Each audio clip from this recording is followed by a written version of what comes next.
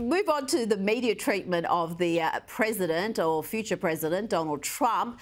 The left-wing media, and that's the overwhelming majority of the media, has been extra demented this week over Trump's bloodbath comments, which we played in full on Monday. He was talking about a bloodbath in the car industry if he loses the election. But they presented that as a bloodbath in the streets. And they also lost it over his comments about MS-13 gangbangers coming into the country illegally. Again, we played the full clip on Monday, and you see in context is talking very clearly about MS-13 criminals, the worst of the worst. But the media claimed that Trump said migrants are not people, not MS-13, but all migrants. And Ami, that this fake news was spread across so many publications, from the New York Times to Rolling Stone. Yeah, no, it's another example of the hypocrisy of the media, of course. Yes, we all knew that these were totally taken out of context, twisting his words. But the crazy thing is, look, they knew this. You cannot convince me that they didn't listen to the entire clip. They understood the full context. They went with it, Rita, because they always get away with it. They thought they can get away with it again. That's why they went forward with this. And now they were called out. They thought, hey, we can just portray this to the American people. They'll buy it. They won't look into it. And we got away with something. But in this case, they were called out, right? But the crazy thing is even after they were called out, even after people started acknowledging what the context was, they still began to twist themselves into logistical pretzels to say, well, but in the context of Trump, this is what he actually meant. Like, okay, yeah, he didn't say that in the speech, but I know what he was thinking. That's what they then shifted to. Now, the crazy thing is that they call out the political violence, real political violence, not rhetorical political violence, which this wasn't even the case. Did they do that with the BLM riots, would end up with 20 people murdered and over $4 billion in damages? No, that was a mostly peaceful riot. Or the shootings at the congressional baseball game when the Bernie Sanders supporters shot up Republicans. No, of course not. But this is the hypocrisy and the double standard of the left and the media that carries the water of the Democratic Party. They thought they can get away with it. They were caught. And on MS-13, for those who are not aware, I mean, they are the worst of the worst, brutal killers, drug pushers, and today, the New York Post is reporting that MS-13 members have been accused of sex trafficking underage girls and molesting children. So I'd call them subhuman as well. Now, let's go to the border crisis. Texas continues to do the job that the Biden administration should be doing, and they've just had a big win in the US Supreme Court, which has voted to let Texas state law enforcement arrest people suspected of illegally crossing the border. This is a big blow to the Biden administration, who tried to block it. I don't understand here, Ami, why they want to stop Texas trying to solve a problem that they created. This is a gift for the Biden White House. Yeah, of course. Look, anytime when the more immigration gets stopped, right, or illegal immigration gets stopped in the country, this is good for Biden, of course, perversely. But he is not smart enough to realize that. Yeah, this was actually very, very unexpected, because prior courts in the past have held the states do not have a right to police the borders. That falls within the federal jurisdiction according to the Constitution. Now, look, I am a constitutionalist. I am a strict constructionalist.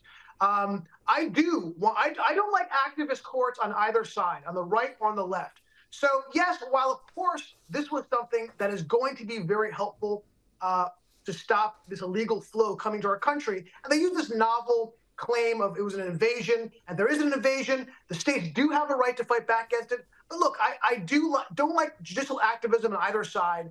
I do want it to follow the intent of the founders and the Constitution. And prior courts did find in favor of the federal government.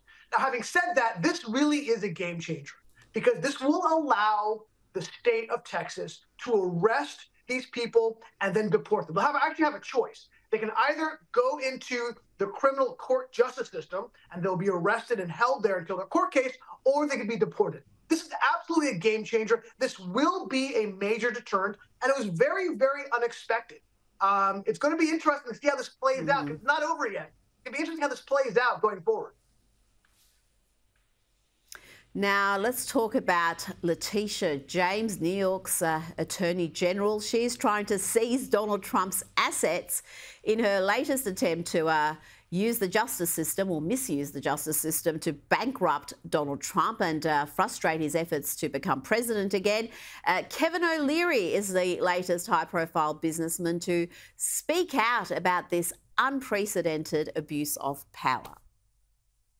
All of that is being shaken to the core here. The concept of seizing assets in 30 days on a bond number that's never been issued. No insurance bond company's ever issued anything near this, so there was no chance it was going to happen. And only giving 30 days notice and time, that's a really bad message. And I think New Yorkers should think well past Trump. Whether he's president or not, or whether this attorney general is gone in 4 years or not, it's irrelevant. This is case setting against the American brand. But Ami, can New Yorkers see past Trump? They seem to be rationalising all sorts of madness in order to get Trump.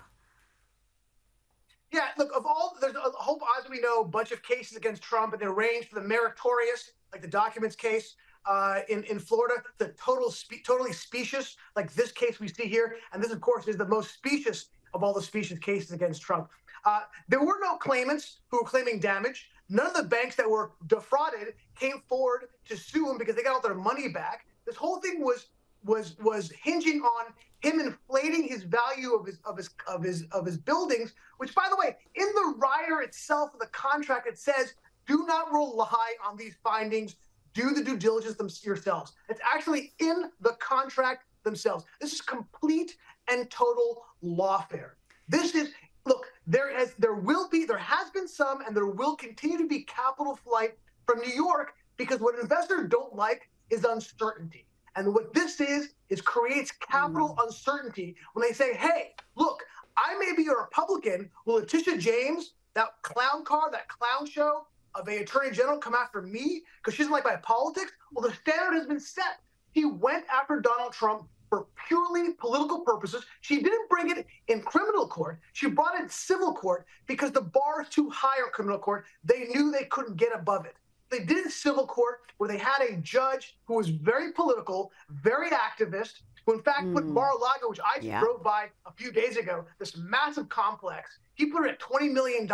If it's $20 million, Rita, you and I can come together and buy it together, okay? If it's worth $20 million. Yes. But this is a total legal lawfare. It is scary, not just for the president, which it might bankrupt him because he cannot come up with a bond, right? You can't put up your real estate holdings to come with a bond. You need the cash. Nobody has that kind of cash. This is going to hamper him politically, and that was the entire point. And hats off to Letitia James. She accomplished exactly what she wanted. Now, Donald Trump is suing ABC News' George Stephanopoulos for defamation over this interview with South Carolina Republican Nancy Mace. Here is George trying to shame a rape victim. I'm not going to sit here on your show and be asked a question meant to shame me about another potential rape victim. I'm not gonna do that. It's actually not about shaming you. It's a question about Donald Trump. No, you are shaming me. You've endorsed Donald Trump for president. Right. Donald Trump has been found liable for rape by a jury. Now, Trump's attorney has stated that these statements were and remain false and were made by defendant Stephanopoulos with actual malice or with a reckless disregard for the truth, given that the defendant, Stephanopoulos, knows that these statements are patently and demonstrably false. Ami, this is interesting. If Trump's going to be spending half the campaign in court, he might as well start engaging in a little lawfare himself. Yeah, might as well go on offense. You know, what the hell? Got nothing to lose. Look, it's crazy to me that Stephanopoulos, who is considered an unbiased journalist, when he was the campaign manager, the campaign architect for a Democratic president. I mean, it's like if Steve Bannon or Karl Rove was taken on saying, you are now an independent journalist. I mean, the whole thing is crazy. But that interview he did with Nancy Mace was so gross. It was so gross. You know what? Shame on him. This is a stain on his legacy to go after a woman and try to use her rape as a political advantage in trying to defame the president. And that's what he did. Look, he knows the difference between rape and sexual assault. Not that, look, again, nothing about this is good, right? I mean, yes, the fact that the former president was found guilty of sexual assault, that ain't good. Let's be honest about this. But there is a significant difference between rape and sexual assault. I don't want to go into the details here, but the truth is he used it. He knew it. This wasn't a slip of the tongue. They have a lot of people working at ABC who vet this stuff. And look, I'm not a fan of lawfare. I don't like it. I don't want it. But when one side uses it as a weapon, well, that opens the door for the other side. Not a fan of it, but that's what's going to happen. Okay, what goes around comes around. This is an example of that.